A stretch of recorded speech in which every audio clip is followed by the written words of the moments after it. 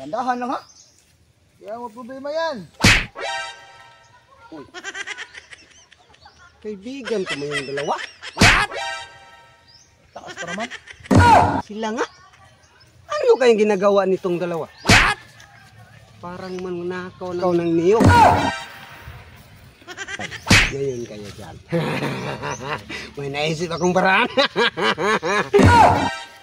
Wala nilain. Magnanakaw kayo ng niyog.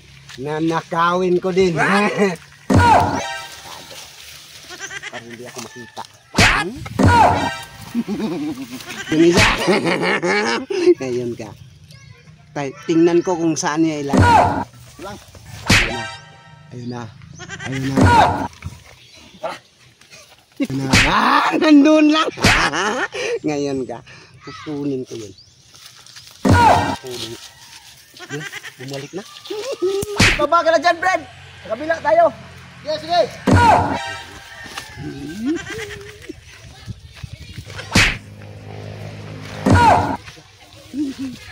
Gusto.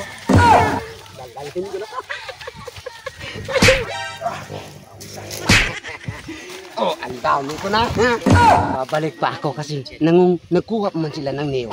Babalikan ko pa. Ayan ko ba yan? Brad. Dito. Tago. Para hindi ako makita. Yung isa, umakyat na. Ngayon kayo. Good. Yung isa, nag-aabang lang kung may bumagsak na niyog, kukunin niya. Tapos ilagay niya doon. Kukunin ko din. Oy, ba't dalawa lang to, Brad? May mga gata. Buang talaga itong niyog na ito. Ayan, may bumaba na. May bumaba ng niyog. Unti mo lang to. Yan. Yung tawang-tawa pa yung isa.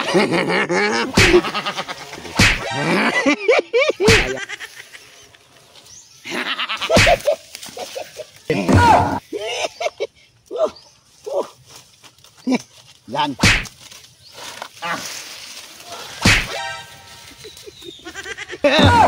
Uy! Ba't wala dito? Agoy! Patay tayo dito. Brad! Baba ka dyan, Brad! Kinuha yung nilagay ko dito. Baba ka! Saan kaya yun? Nilagay mo namang bumaba. Uy, wala na dito yung mga ano ko. Nilagay ko dito mga niyog. Nilagay ka! Sino kaya kumuha doon? Ayan, naloko na. Ano naman problema dyan? Wala dito yung ano ko. Dito ko naman yung inilagay lang. Wala. Dito ko yung inilagay yung kuha mo. Wala ako, dalawa na lang. Kakapagod mag-akyat sa taas tapos minula mo lang. Dito ko yung inilagay eh.